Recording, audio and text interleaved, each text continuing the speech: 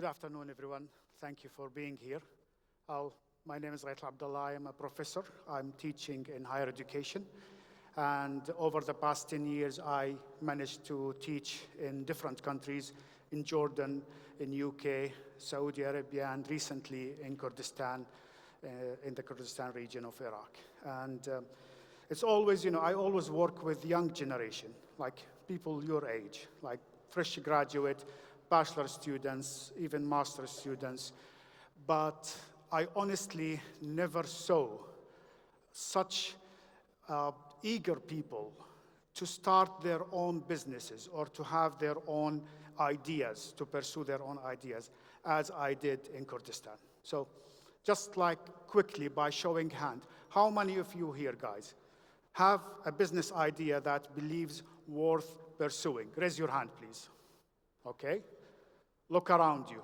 This is a small room, and many of you have their own ideas. I'm sure you also know friends and relatives who are interested in similar topics. They want to start their own business. They want to do things in their own and to have their own business. Now, you might think that when you do your own business, you are practically thinking about yourself. You want to be independent, you want to be free, you want to be your own boss, and that's true. But when you do have, your own business, when you start your own small and medium business in this country, you're actually doing much more than having your own income or doing things on your own. This is way beyond what you think. And you have to be proud of yourself as a generation for being so determined to have such ideas on your own. So let me tell you why this is very important and why we think that having your own business is not going to be only good for you, but also for the greater community and the economy in the country at large. So first of all, let's take an example. All right, let's talk about Germany. Germany is a well-established economy. You all know Germany. They are famous for their cars, right? They are famous for their machines, and they are perhaps among the best countries in terms of manufacturing. But what you may not know, that 99% of all companies registered in Germany are actually small and medium-sized companies. 99%. There is almost 3.4 million companies registered in Germany. 99% of those are small and medium companies. Now, those small and medium companies, they actually employ 55% of the labor market. That's a big, significant portion. Now, we have the other 45 distributed among the government, the military, the international organization, NGOs, and so on.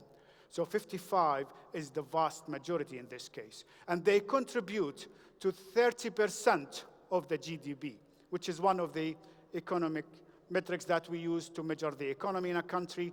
30% is a huge number because this is next to what they export from natural resources, what they have investments in other areas, all of which, form the economy in Germany.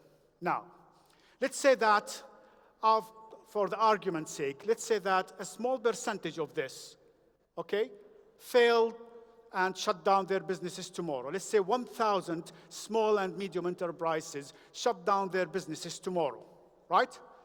What will happen to the economy in Germany? Well, most likely nothing, because we're talking about 3.4 million companies, small and medium-sized. The majority of them are small and medium-sized. So if 1,000 of them disappear tomorrow, there won't be a significant impact on the German economy. Okay, how about large companies? Is it the same? Well, unfortunately, that's a very different story. So let's talk about Opel, for example, a company that you all know, famous for their cars. They were doing great back in the 70s, 80s, and perhaps 90s. But recently, unfortunately, their sales start to decline. They fail to compete. They are gradually moving out of the market. Opel, in the last few years, had to shut down most of their factories. They released more than 8,000 employees within few years. 8,000 people That's 8,000 families or households without a job because one single company failed to compete in the market. And by the way, they announced that this year they have to release another 1,000. So 9,000 people lost their jobs because of one company not being able to compete in the market. Let's take another even bigger example. Well, let's talk about the largest economy in the world. I mean, at least at this point. The United States of America, right? There are famous case of GM in 2010, 2009. If you are a business student, you must have read this during your study. In 2009, 2010, a series of bad decisions made by GM, General Motors, led to a serious problems in the market. And they had to downsize their operations. Of course, they have more than 250,000 employees working at GM, right? But that's not the whole story, because GM was the main source of many suppliers and many logistic and service providers. Now, they all suffered because of the bad decisions made by GM. Believe it or not, by the end of this called GM crisis, more than 1 million jobs, 1 million jobs were lost because one company made some bad decisions, and without the interference of the American government at that time, who bailed them with billions of dollars. Okay, those dollars were dedicated to something else, but now they had to cancel those projects and give it to GM to prevent the total collapse of that company. 1 million jobs were lost, billions of dollars were lost, and the total impact on the American GDP was almost 1%. 1% impact by one company is a huge number. So, do you understand why is it important to have more small and medium enterprises now? Do you understand why we don't want to focus on the big companies only? Okay, how about Kurdistan and Iraq? We don't have like a couple of big companies that we would be scared if they fail, but we have the same story in a different scenario. In Kurdistan and Iraq, 90% of the government's income is coming directly from oil exportation. Do you see where this is going, right? You know where I'm going with this. If there is any geopolitical tension around us, we fear that we won't be able to export oil. If there is any problem in the, let's say, production of the oil or the drilling or the technical issues, we fear to lose our only income. If there is any issue that we are not part of, we also fear about the price of oil in the world, what's going to, because simply it is our main and perhaps only source of income. So as you can see, any disruption to this one source of income will cause us a lot of problems. And that's why small and medium enterprises are very important. They create an alternative source of income. They distribute the weight. Instead of having all our eggs in one basket, now we have 1,000, 2,000, 10,000 small businesses. If some of them, for some reason, failed, the other will continue. And this is why it's a very important thing to have small and medium enterprises. So you're not only, when you pursue your own ideas, when you pursue your own business, you are not just pursuing or fulfilling your own dream. You're actually helping the country and helping the society at large.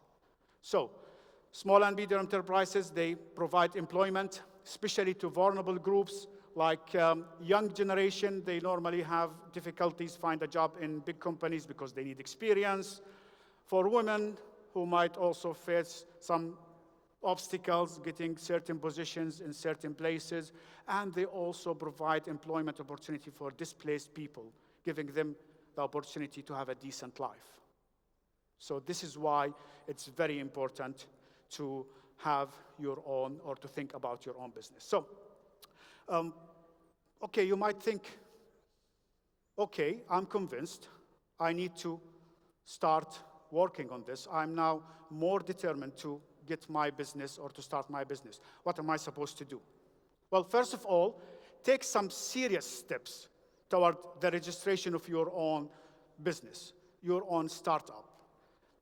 Look at the legal requirements. Look at the official registration requirements and pursue that. You will have some issues. You will face obstacles, for sure. You will have problems with the fundings, perhaps. You will have issues with the management. You might have issues with marketing and even with finding qualified labor if you are talking about a specialized technical part. But what you have to understand that there are always solutions. If you have a problem with the funding, there are governmental programs that would help you with that. There are even now international agencies help people like you start their own business. Not to mention that this is becoming a trend now. You have investors, local investors, willing to help if they are convinced with your idea. When it comes to managerial skills, you can always learn. You can always reach out to your teachers. You can always find resources online. You can learn. You can ask expert people, and they will help. If it's about marketing, you can do marketing at a very minimum cost. There's something we call alternative marketing. Just go look it up if you don't know this term. You can find very attractive, very innovative ways to market your products with a very minimum cost. And if it's about training the employees or having a qualified labor, you can work with them. And you will find that the young generation are also willing and determined to do what it takes to be successful as well, and especially if they felt that they are part of your job and of your dream. So again, if I'm going to give you some practical advice, I would say please take a real step starting tomorrow to do whatever you have to do to start your own business. Keep yourself updated with the regulation and with the trends in the market. Know what's going on, what are the changes. For example, in the last few months, we witnessed a rapid change in the finance system in Kurdistan, Iraq. We have electronic payment now being activated. Credit cards are now starting to be. You can always use that to your own favor. Of course, you also have to keep your operational cost low. When you start your own business, don't waste your money or your capital on those payments. Use shared offices. There are options for you where you can have shared offices with others. Use even business incubators. You can go there, they will give you a desk, they will give you a phone line, you will have internet, and you will start doing business. Go to your own home, do it from there. Work with a friend who has another organization. Find a way to start at the minimum cost. And of course, always you have to take into consideration that your generation is very good with technology. Use that to your favor. Use the social media, use the digital platforms. You can provide automated customer service. You can provide automated payment method. That would reduce the cost in your organization and help you expand faster than you expect. Of course, another good idea that I would advise you to use is to work with other small and medium enterprises. If you know someone who's interested in his own business, you think that you can complement each other, that would be a very good opportunity for both of you. You both can be working together, growing together, and be successful together. And the more you have that connection, the networks that you will create, because this one will introduce you to that guy, this guy will introduce you to this guy, and so on, you will have a big network that can actually serve your business in a very fruitful way. And of course, you have to start small. And if I can, just draw your attention to a very recent example, there is a coffee shop that started in Erbil a few years ago. And originally it was for billboards. The idea was to have a place for people to play billboards games. But actually they realized that they don't need the game boards. They don't need those kind of boards. They actually need to provide a quiet place for their audience. They realized that instead of doing those games, right, they actually can attract more people who are looking for a quiet environment to study on, to work. So they redecorated the business. The coffee shop now has a very different atmosphere, and it's focused mainly on providing you with the requirements for a quiet place with soft music to work or to study. See, this is the fact that you respond to the feedback and you work according to that. Of course, one last important thing, you have to build your own credibility in the market, then you start expanding to other markets. So always start in your own market, make sure that you have things covered, then you can move and go to other markets, whether within the country or even in neighboring countries. One last thing for all of you. Now, if you are serious about being successful in your business. You have to learn. Keep learning. And nowadays, access to information is very easy. You can find a lot of courses online. You can find a lot of them for free. You can join prestigious universities giving you free courses. All what you have to do is to watch the online session, answer the questions, or do the reading you are required to do, and you can learn. If you are with a technical background, you can learn managerial skills. If you have the managerial skills, you can learn the technical parts of your business. There is always room for improvement at a very reasonable cost. So after all this, I hope that this talk would inspire you to start your own business, to take this seriously, to think in a bigger picture, focus on the overall benefit of this. So go ahead if you haven't started yet. Go on if you have, and make sure that you will be contributing to a better future for your country and for your economy.